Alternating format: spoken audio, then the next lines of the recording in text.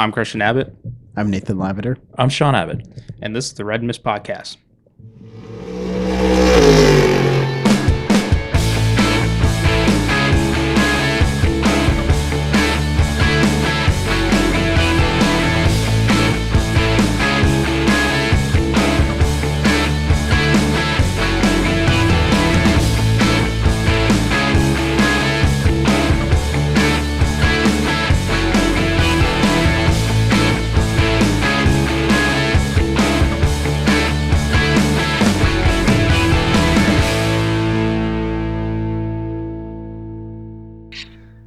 Hello and welcome to the Red Mist Podcast, Season 4, Episode 4.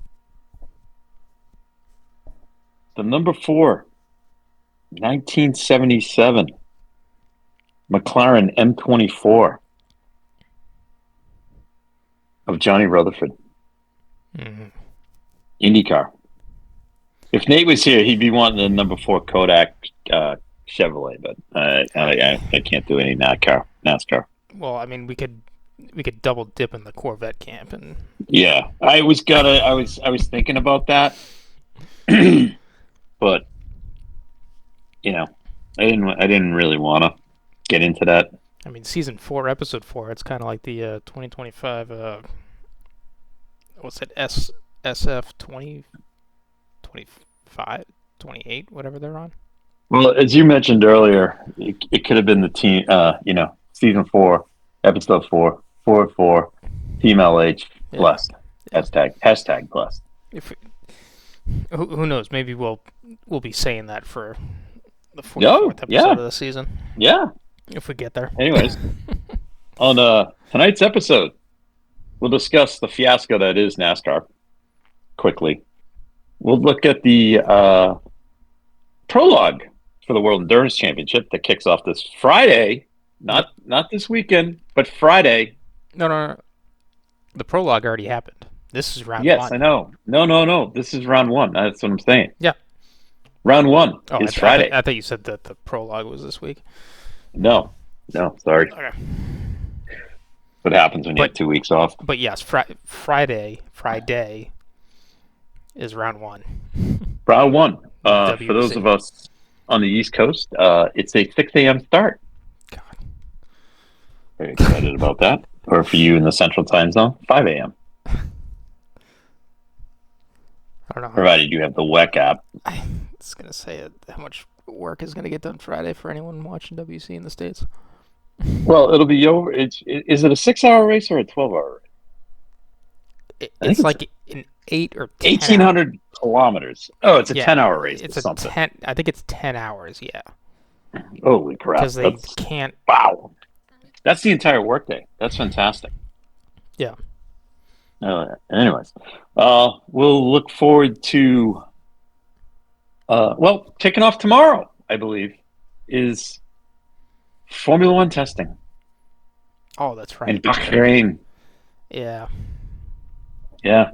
So if you have F1 TV, you can listen to the F1 TV folks without Will Buxton, and if you've been missing them, the Sky Sports folks, as they join in a joint telecast of the proceedings.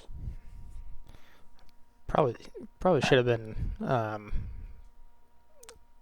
more productive with today's workload, because then I don't really know what's going to get done this next few days. Gotcha. With all this testing and because as we lead into the weekend, we have the IndyCar opener.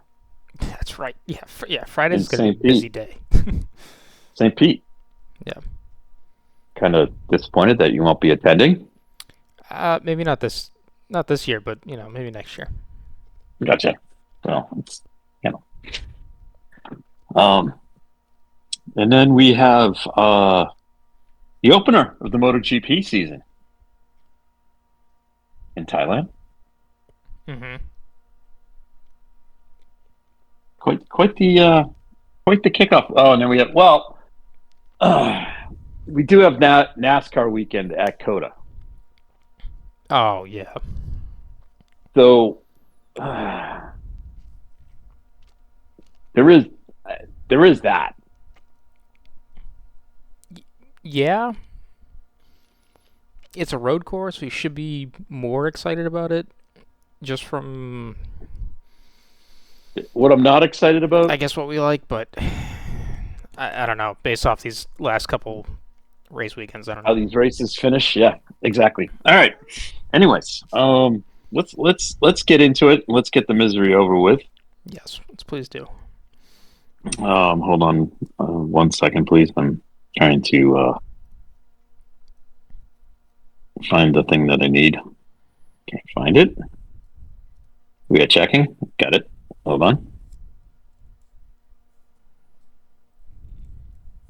Okay. So we had from Atlanta. Now, I will say this: it's a great track because there's tons of passing. Oh, hold on. Do you want to start out with Daytona because we didn't touch that last. Oh, we didn't want to touch that. You wanted to? I was just gonna say. I don't really. I mean, outside of the Will Byron repeated. And that my point stands still. All you need to watch is the last 5 laps, and Yes, this one yeah. was the last 3 laps. You didn't even need to watch the Last last 3 5. laps, right? So Right. So, After- but congratulations to William Byron. yes, and after week 1, we go 1 for 1 on green white checkers. Right. And then after week 2, we go 2 for 2. Go 2 for 2. 2 for 2, but we don't even get there. So this is ridiculous. Of course, we have it. Just kind of skipping over Atlanta. I'm hoping COTA is not 3 for 3 on this. God. But no, I'm not. But I'm going to just tell you, it is, like, you have to listen to Clint Boyer going, this is like and then guys are like plowing into each other. And I'm going, no, this is like a train wreck. I mean, Austin Cindric had him and Blaney had the 2 fastest cars. Okay. And both of them got taken out. Mm-hmm. Blaney fought back, but it was he had to come from the back of the pack, and I think he smoked his tires. But Cindric got just wiped out. I mean, and it was Larson who goes by, and then I don't know what his spotter was thinking. He wasn't even close to being clear, and he moved up on him, and Cindric went right into the wall. Mm. So, anyways, that led to a green-white checker setup, which the Fox broadcasting crew was all excited about. And around we go, and then we have another crash. But this time, instead of just throwing a caution, they throw the caution, but they threw the checker too. Whereas the night before in the Xfinity Series, same thing happened. Threw the caution, same scenario, and we went green, white checker again. So you tell me. Anyways, Christopher Bell with the win. So he's locked in. So it's Bell and Byron. Then we had Carson Hocevar. Now, I kind of wish Nate was here for this because this kid is he's starting to be, I think, well, in my world, the most unlikable guy in NASCAR. And that's hard because that's falling behind the Dillon brothers and Logano. That's tough. But this kid, he's gonna get his rear end taken out. Anyways, Larson was 3rd. Blaney fought his way back to 4th. Stenhouse rebounded to finish 5th. Denny Hamlin, Kyle Busch, Ross Chastain, Bubba Wallace, and John Hunter Nemechek. Your top 10.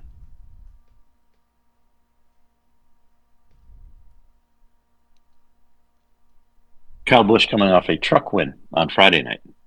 That was exciting.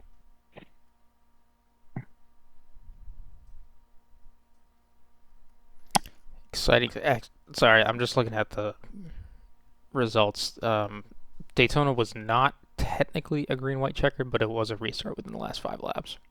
Oh, okay. So that's that. No overtime. So they did actually go the distance, which Yeah. fair play to them. But they Yeah. did red flag the race within 10 Yes. to go. So Yes. Yep. Yep. Typical NASCAR. red for Yeah. 15 minutes and 27 seconds. Yes. Great. That's great. Fantastic. Yeah. In between stage racing and stuff, it's awesome. It's start and stop. Great stuff. Yeah. And then, oh, wait a minute. I'm sorry. Is this? Oh, hold on. Uh-oh. I've done an oopsie. Oh, Hold on. no. I'm looking at the wrong year. Oh, shocking.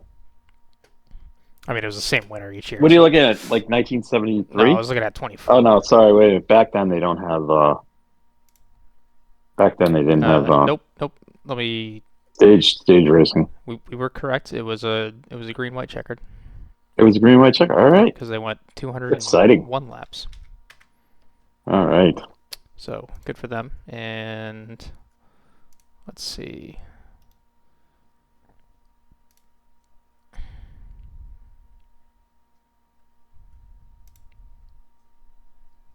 Man, they changed it up. I don't know if I like this.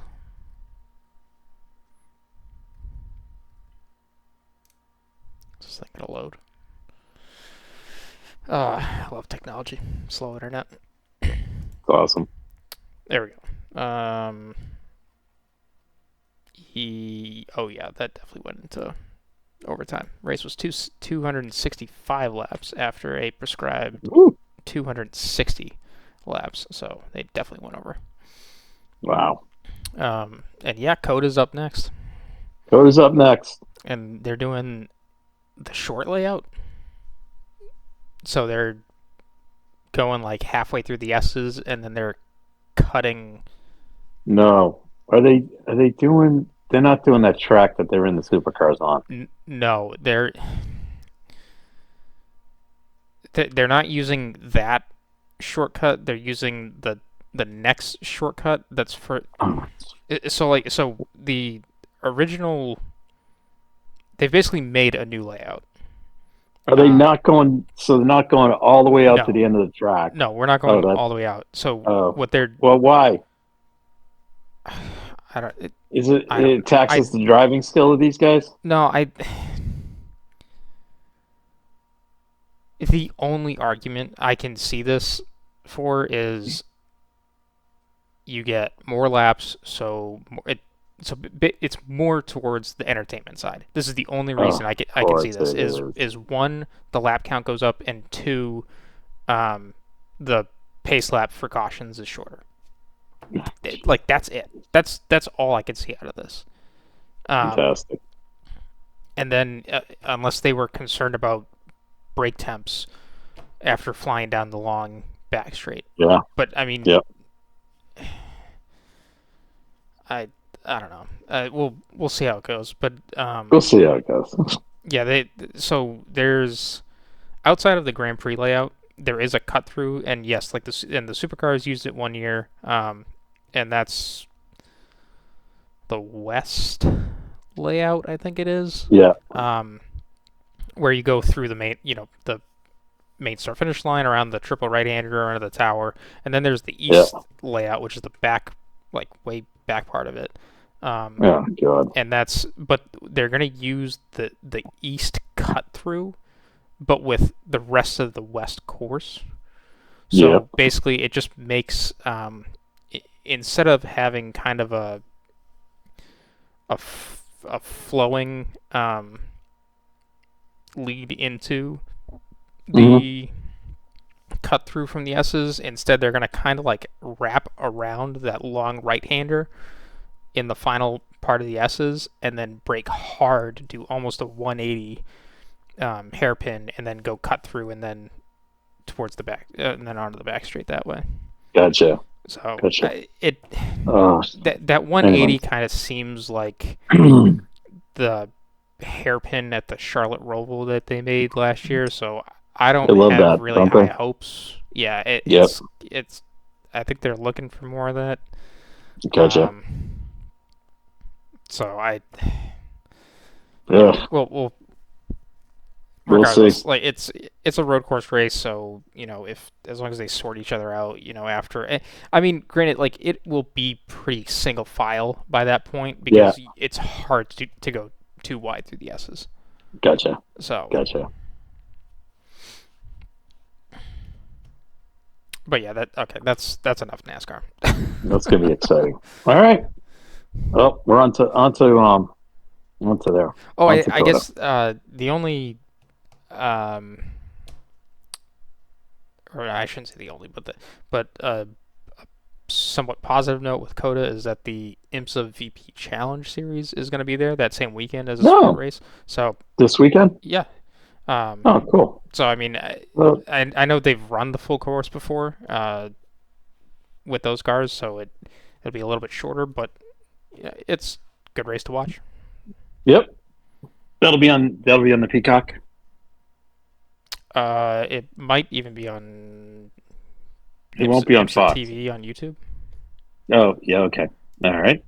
Good point. but I'd probably All right. go with Peacock first. Peacock first. Okay. Well, that's exciting. Yeah. All right. All right. Where shall we go next? Let's go to WEC. Alrighty. So last weekend we had the prologue, and it was also the debut of the Aston Martin Valkyrie, unfiltered. Yes. So they're encouraging the Valkyrie, right? This is the FIA. Mm-hmm. They're encouraging the Valkyrie to be loud, right? Noisy. Noisy, which is everyone's excited about. Yes. Guess what they did in GTD? Made everyone quiet. Yes. Yeah. So they muffled the Corvette, Yeah. the Mercedes, and the Ford and the Mustang. And I think maybe the Aston Martin. Can you believe this? Yeah, I don't. Well, so because I just saw that today or yesterday. They muffled them. They muffled them. They muffled them. Like after the prologue, they're gonna muffle them more.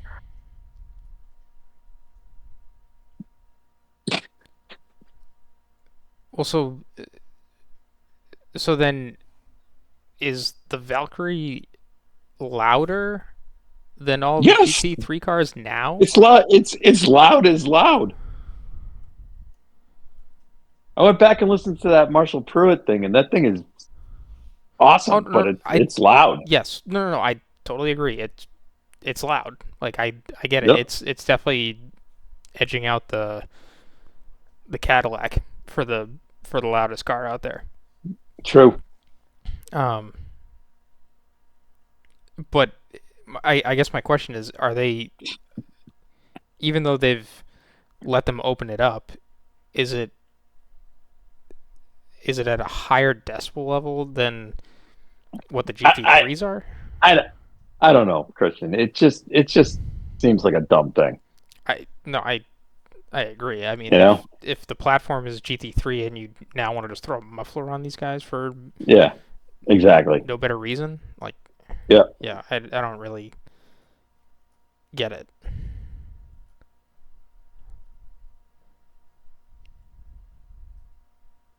Well, there you go.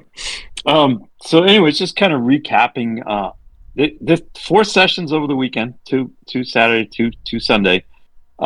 In Hypercar, we had 4 different manufacturers be the fastest cars. Mm-hmm. So Ferrari was number 1 in session 1, Cadillac number 1 in session 2, Porsche faster in session 3, and BMW faster in session 4.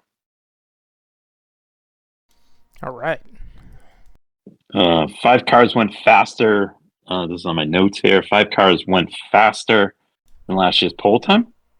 That included both BMWs, both Cadillacs, and the 83 AF Corsa Ferrari. The 82. Oh, yeah, that's perfect. And, Yeah. and those are the. Oh, which race did they win? Oh, no, they didn't. Not Spa. Did they win? No, it was a second half season win. What? It wasn't Fuji. It wasn't Monza, was it? No, Monza was before Le Mans. Was it COTA? It was COTA. The AF Corsa car one? Yeah, I think it's COTA, right? They got one. They got something. I know they got one. Yeah. Let's see. Toyota, which was I don't want to say quiet, but they logged the most laps. Yes. And then I will say this: the Valkyrie did almost 550 laps. Yes, they pretty much completed a race distance. Yeah, they did. Of Qatar. Now, some good news in the GT3 spec seems to be this link up with the with Ben Barnicoat running in WEC and in IMSA, as well as Vassif Sullivan sending some guys over to the WEC series to help the COTA's team out with the Lexus is paying off as the Lexus ran fast on Friday. Both sessions was the lead car. Corvette was fast in session 1 on Saturday, and Ferrari was fast in the afternoon session. I don't think there was much sandbagging going on. No, it didn't. Do you want to take a guess who was the fastest bronze driver? Ben kidding. I saw that report. Yes. Not. Not that they need any. Or I'm sorry, not that there's any BOP in that class because there isn't. No. But you know what? I saw might be returning to sports car racing is evening out of driver weight. Oh, I saw that. Yeah. I didn't read the story on it, but I saw it. Yeah. But basically, this is stemming from the idea of what Verstappen was talking about, either last year or the year before, whenever they've been asking him questions about going to Le Mans, and that was his one complaint, was that drivers weight is not averaged in some way, or you're not weighing up to a minimum weight. Gotcha. So that's the one outlier in the performance there. Yep, gotcha.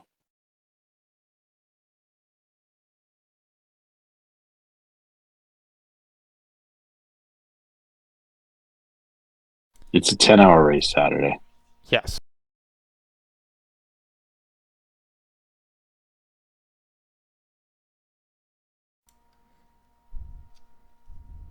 That'll be exciting. Yeah, I mean it should be good. I think I think these cars is probably the fastest I would like to watch at this track.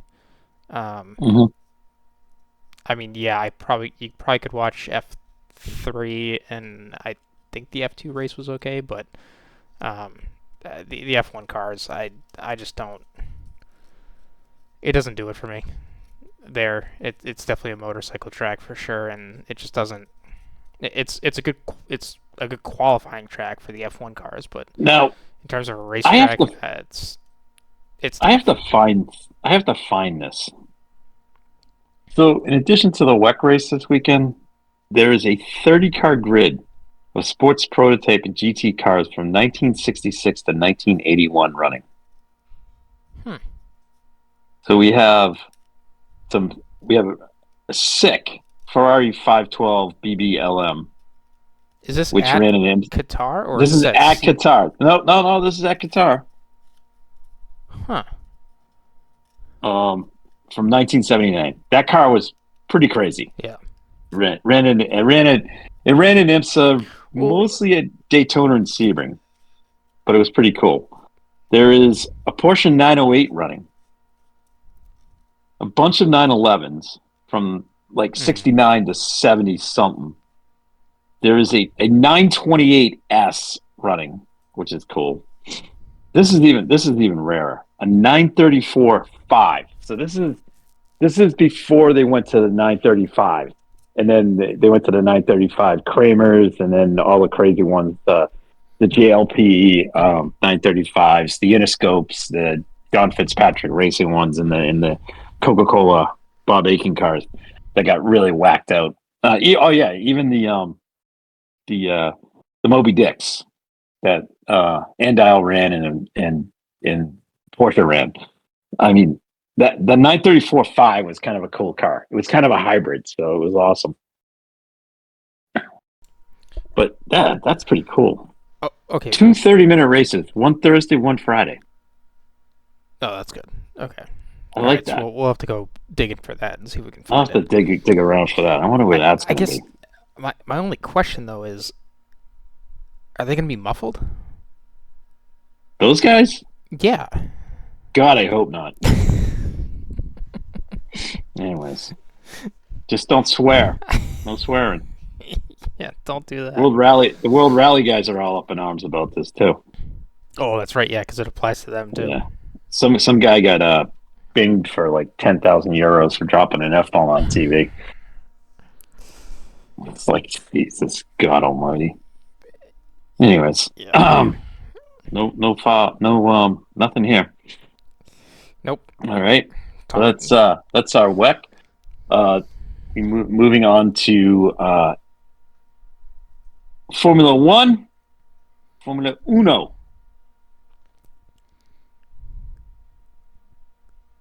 I guess the biggest thing this weekend is Lewis's debut for Ferrari. Yeah, but I mean, it's also testing. So Yeah, it's testing.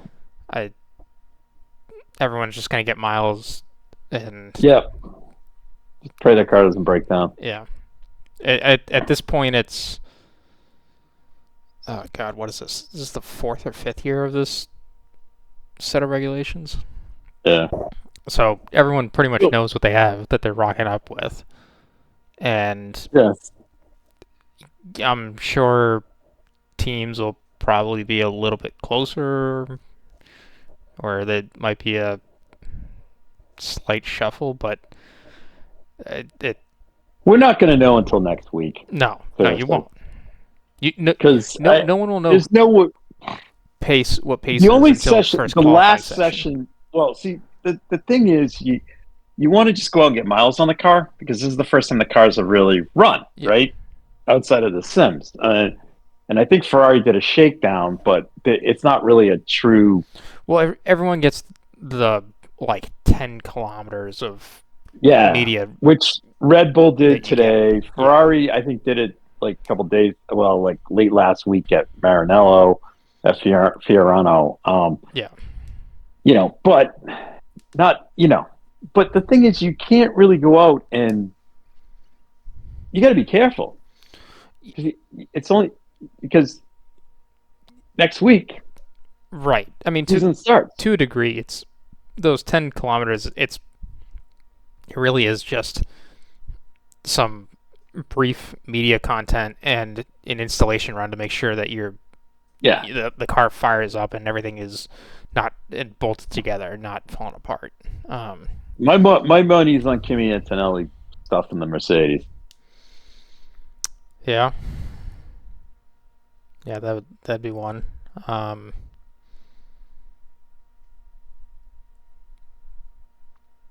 think Haas will be okay. Berman and Ocon, yeah, that should be fine. Yeah, I don't see an issue there. Sauber, Alpine, I could see putting it in the wall. Jack Doolan. Yeah. Or either that or oh wait, no, isn't Alpine this year using a Mercedes engine? Isn't that this year? I think so. Next, Yes. Or is it next year? I don't know. We'll have to see. Hold on. We are checking. Checking.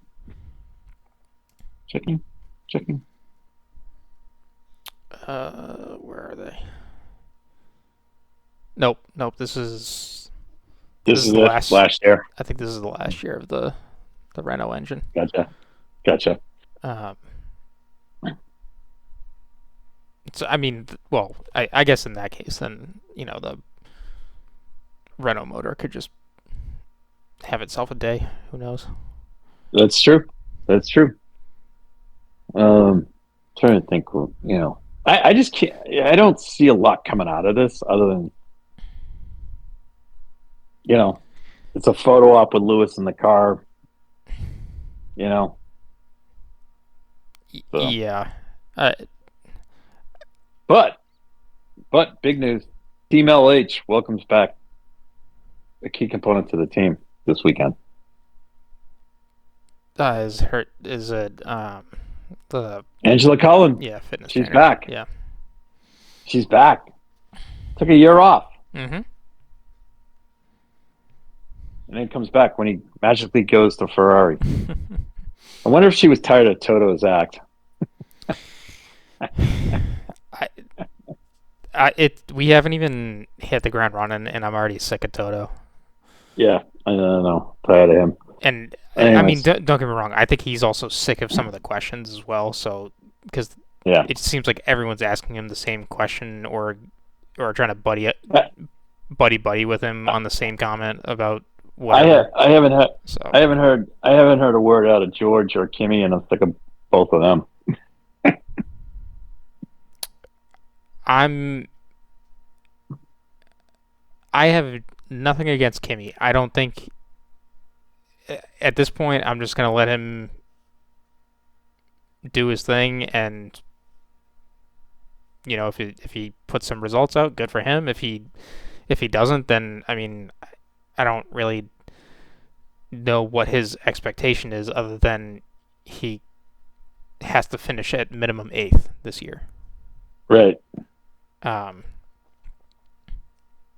Because you can't be any worse than that, unless there's one of the other 6 teams that somehow figure it out and vault themselves up the standings. Yeah. I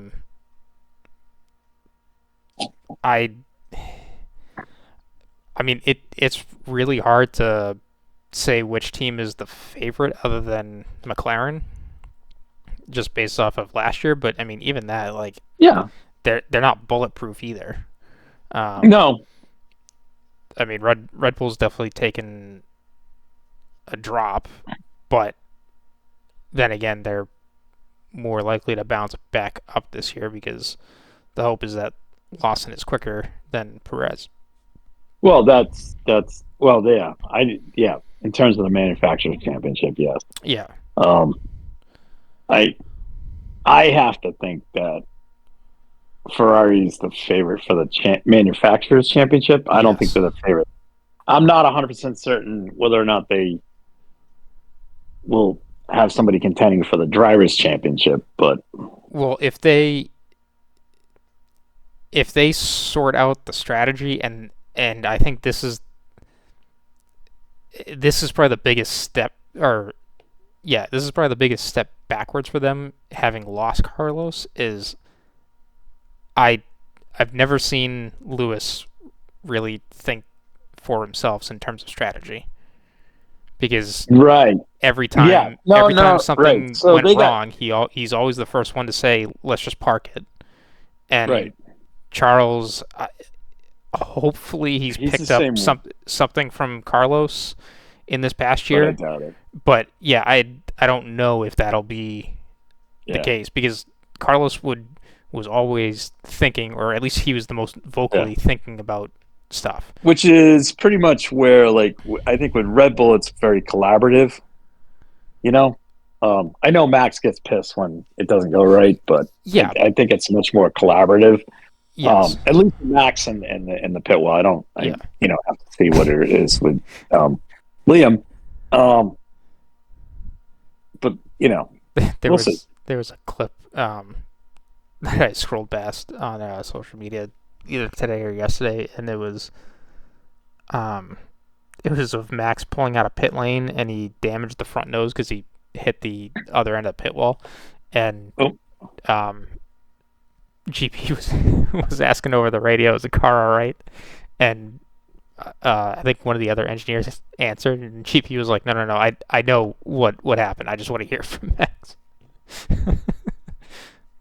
Because it was just like one of the few moments that he could actually, like Max made a mistake, so he could heckle him for that.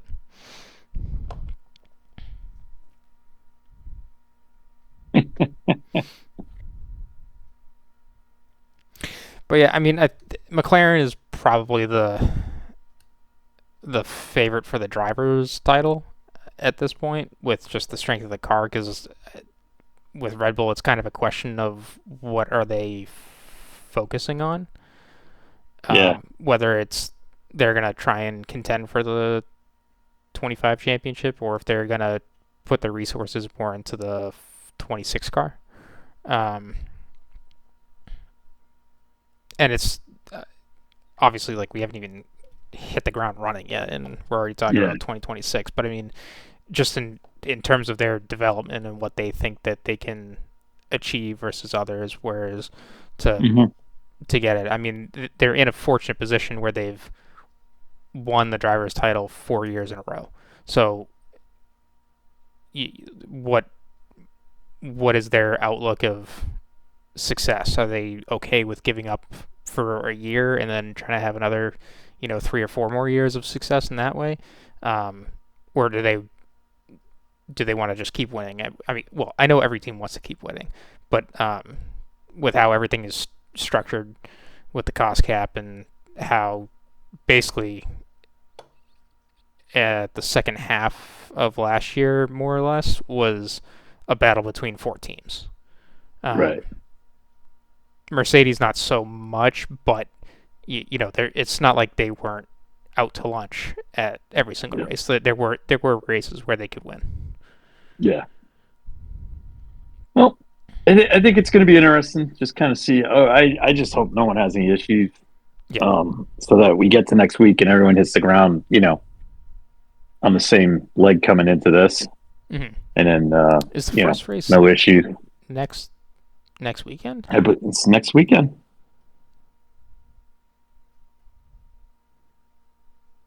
Is it? Wait a minute. Is No, it? no. No, it's later in March. Wait a minute. You got a weekend off. So this week is preseason testing. Then next weekend is a travel weekend, and it's the season opener. It's the 16th of March. It's Melbourne. It's Melbourne. 16th of March. You're right. And they open up the season with a doubleheader. They do Melbourne, right? And then they go to Shanghai. China. Yeah. Then they come back to Bahrain in April 11th. Then go to Saudi Arabia. Then they come to Miami. They go to Japan before they go to Bahrain. I'm still excited though that they're going to Imola again this year. So. Yeah. I like that. All right. Well, best of luck to everybody. Yep. On that side. IndyCar? Season opener this week. Season opener.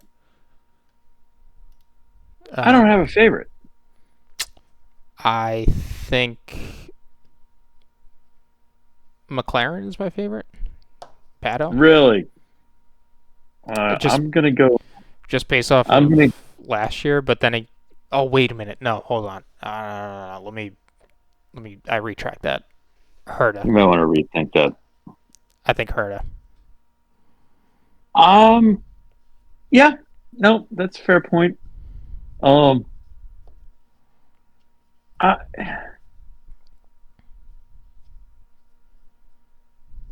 I still think the team that beats Ganassi. Oh, wait a minute. The first race was this weekend. We get to do picks. Oh yeah. All right. Oh, Hold Nate. on. Oh, I know who Nate's picking. I got Nate's pick. Hold on. I got Nate. I gotta I got Nate's pick. grab something. That's very exciting. I forgot about this. God damn. Yeah, we got to do picks. Down here. It should be in here. I have Nate's picks. They came in from Ship the Shore Radio. Yes. Let's see. All right, so we do a winner and a dark horse. A dark horse, yeah. Yes. All right, so I'm going Herta, and my dark You're horse on- is Daly. Okay. Um, Nate's gonna have Nate's winner is Devlin D. Francesco. okay, good for him. And his dark horse is gonna be Ferrucci. no, Stingray Rob. Oh, okay. Well, isn't he at Ganassi this year? No, Stingray? No, it's not Stingray. He's at Junko. He's at Junko. Yeah. Yeah. Well, that's actually. I shouldn't say that. That's a bad pick because I picked the Junko's car. My dark horse is Will Power. What? Penske is a dark horse? No, No. go ahead. Keep going. And Your winner. all right. If you're gonna say I can't pick a Penske car, then all right. My dark horse could be Alexander Rossi. Okay, that's fair enough. All right, which I don't think he's a dark horse, but if you're gonna say that, that's fine. My winner is gonna be Hello Pillow. All right. Well, I think Penske, McLaren, and Ganassi are your Power 3 teams, and I'm holding off on Andretti just because they have kind of slipped over the past couple of years. Penske. Penske, McLaren, and Ganassi. All right. I think okay. And let's go. What team? Okay, I'm gonna. What team do you expect the most out of this year? I'm gonna go. Is it still Andretti?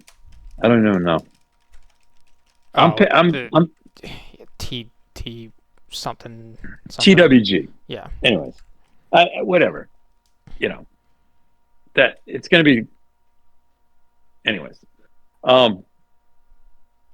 my team I think is gonna slip is McLaren, because they have had a lot of departures in management and in engineering. Mm-hmm.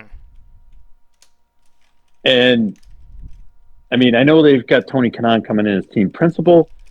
That's fine, but it's the engineering staff and mechanics that have left that troubles me with that team. Yeah. It's like a revolving door, you know? And I don't know how Pato gets continuity out of it. Right. I mean, well, outside of management moving around a bit, I wonder how much of the core team itself is moving around, like all the mechanics and other engineers that are on the staff. Because there's more to the puzzle than just the top guy. So, and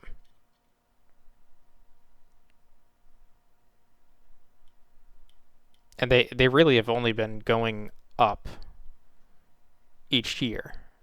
Yeah. So maybe these final changes could go the other way and push them over the bar. So you're seeing it going the other way. Gotcha. No, I don't Okay. necessarily see it going the other way. I think they're still kind of just in that window of like they're there and they can do it. It's just they need the consistency. Yeah. And they don't have that. And they also don't have that from every single car either. I mean, now it's what Pato and who's the other two?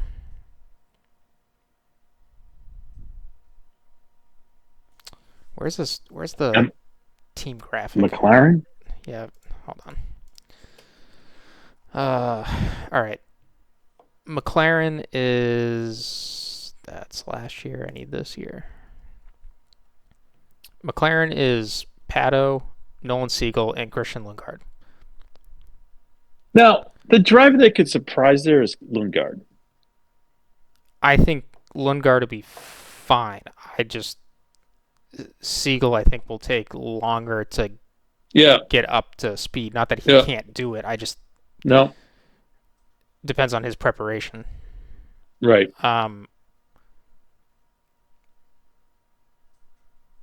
And Andretti, they can do it with Colton. They just need a consistent finish week in and week out. Because again, last year it was really just 2 bad weekends that kind of took him out of the fight, and one of them was Indy. And it was a real shame because he had a strong car and could have easily been top 5, maybe top 3. Yep. 100% at the end of it. Ganassi is just they just pick up the pieces. It's Dixon, Polo. Yeah. It's Dixon, Polo, and Kiffin Simpson, right? Yes. Yeah. And I mean, Polo is Dixon 2.0 at this point. Yeah. And, he is. And he really is. And if Polo has a bad weekend, Dixon's right there to pick up. Let's put it this way: if Ganassi starts off with a top 5 finish for both cars, I think that's good. I don't have a thought on Penske right now. I just don't, and I don't know why. Well, okay, based off of last year, I think they were the team that threw it away. I agree, and they threw it away with the stupid issue with the push to pass. The push to pass, and then there were a couple other things. They did it week There one. were a couple other things that went on and stuff like that. Yeah, I agree. I mean, they had fast cars pretty much every single week, and they couldn't put it together. And even when they had to do damage limitation, it didn't seem like they didn't do it right. Yeah, exactly. Now, a team that's really I'm curious about is Rahal. Yeah. Because we got what? We got Graham, Devlin, and Louis Foster. Well, yeah. So it's not so much Devlin, but Graham and Louis. I'm kind of curious, like how that's going to go. I think that's good. Now, Marcus Thomas, like the other team that's like curious to see how they start. Shank, Marcus Armstrong, and Felix. Yep. So I mean, like there's like any of those teams could win. Seriously. Yes. Yeah, and even I don't think Rahal like is in a position to win, but I'm just kind of curious to see if they'll improve. Yeah, because they've definitely been like, I mean, like Foyt, the backmarker team for the past couple of years, and it's tough to say that. Foyt definitely has a solid lineup. Yes, with Ferrucci and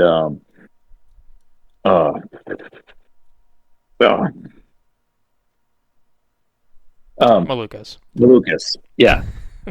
Too many. So why can't I think of like who he is? At least I know who they are. Yeah. I mean, no, that's a good point. And are they still doing their partnership with Penske too? Yes, they are.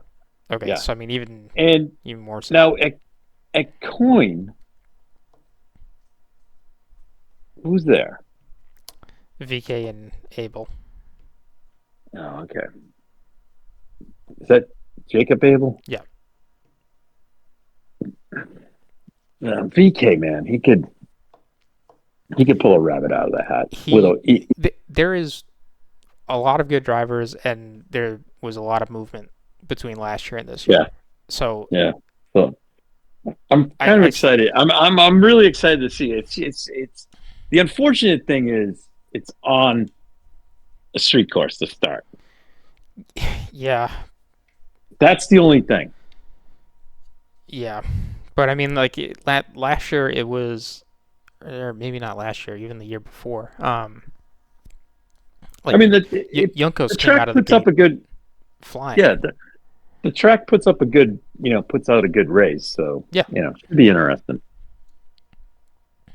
So I was gonna say, all right. So Nate's got who's Nate's picks again? Devlin DeFrancesco to win. A win in Stingray Rob, right? Rob as his right. dark horse. I know. What was it last? Actually, I can't do that to him. I can't do that. Okay. How about this? His first place winner is I'm going to go Captain America. No. He'll do Captain America, Ryan Hunter-Reay. He's not running. Oh no. I'm sorry. They're only doing Indy. My bad. I'm looking at the wrong. It would be Junior Captain America, Connor Daly. Yeah. That's who Nate would pick. Okay.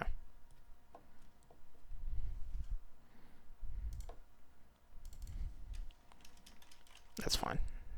I can't do that. I like that pick. It'll be interesting to see how Prema shows up. I'm not expecting a lot from him, but I'm not expecting a lot. I'm expecting more as the season goes on. Yeah. After they get past Indy, that's where I'm expecting to see where this team is. Yeah.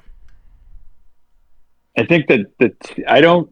But that's also not to say that I don't think they're going to come out and just be the back marker the whole time. Like that's not what they're there for. I don't. I don't expect that. I think where they're going to have issues is more at Milwaukee, Iowa.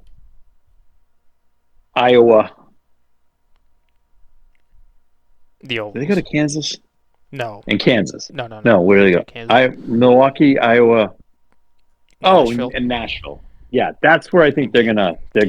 That's where their struggle is gonna be. You basically listed like every oval. Yeah, but Indy's totally different. Okay, so in Indy aside, I mean, I think that you've pretty much listed all the ovals. Right. I think that's where they're going to struggle. Well, yeah, I would expect them to, unless they've staffed their team with more Indy guys than we think. Right. But again, they're not. I'm excited not for motorsport illiterate. They'll figure it. No, they aren't. They'll figure it out. They have a strong history in open wheel racing. So they will be all right. It's also so we got Will Buxton on the call. Yes, we do. We got Hinch and Townsend in the booth. So down on the pit lane,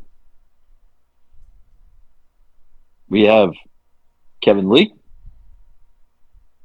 We have Jack Hawksworth. I'm sorry, Jack Harvey. Sorry, Jack Hawksworth. Sorry, Jack Harvey. And then we have Jamie Little. And then we have Georgia Henneberry. So we have two people from NBC, and Lee and Henneberry, coming over with Hinch and Townsend. We have Jamie Little, who's a Fox stalwart motorsports person, and then Jack Harvey, kind of bringing it, a driver perspective down the pit lane. Mm-hmm. So we'll see how it goes. I just hope we don't have hokey cartoon looking driver things like they do in NASCAR, but knowing Fox, they love to do that. So we'll probably have that. So we'll see how much hokiness there is with the Fox broadcast. Yeah. Outside of that, like I said, I think this is the biggest thing. Well, two things. I'm looking forward to the WEC race and this. Unfortunately, there's no overlap, so that's good. Mm-hmm. We also will get to see the Indy NXT race. It's switching between FS2 throughout the weekend and FS1, so that's good. All right. So excited about that. Oh, and the MX5s. Oh, they're there too. Yes. You're right. Yes. Yep, that's the exciting. MX5 series. That's exciting. Actually, I don't even. What's the weather gonna be like? Oh, I did notice this that someone posted in F1 that two teams took a few wet tires as in their tire allocation for Bahrain, because I guess it looks like it's gonna rain one of the days this week. Woo! Exciting. So out there in the desert. This weekend in St. Pete is going to be warm and sunny. Very, very Exciting. low chance of rain at all. All right. So. Okay. Yeah.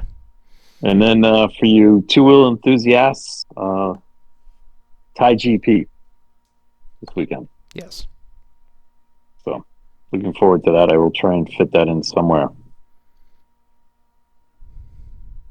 But I will be on board and on call for IndyCar this weekend.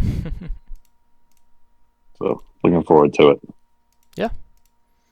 Yeah, it should be a good weekend. A lot of racing. Yeah, I think so.